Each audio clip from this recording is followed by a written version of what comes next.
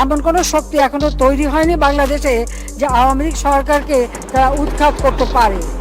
দেখতে দেখতে 15 বছর, সামনে আরো 5 বছর, মানুষ বাঁচে কয় বছর? কবে হবে আন্দোলন? এই বছর না ওই বছর? রোজার পর না কোরবানির পর? অবশেষে বৈষম্য বিরোধী ছাত্রদের অসহযোগ আন্দোলনের তোপে পদত্যাগ করে দেশ ছাড়তে বাধ্য হলেন শেখ হাসিনা। বেলা 2:30 নাগাদ সামরিক হেলিকপ্টার 7682 নিয়ে সপরিবারে গণভবন থেকে বেরিয়ে যান। আরে এরা কারা? কোত্থেকে এলো এরা? আব্বা, আমি আর পারলাম না, ওরা আমায় ছাড়লো না, ওরা আমায় দেশ থেকে তাড়িয়ে দিল। তুমি রিয়েলিটি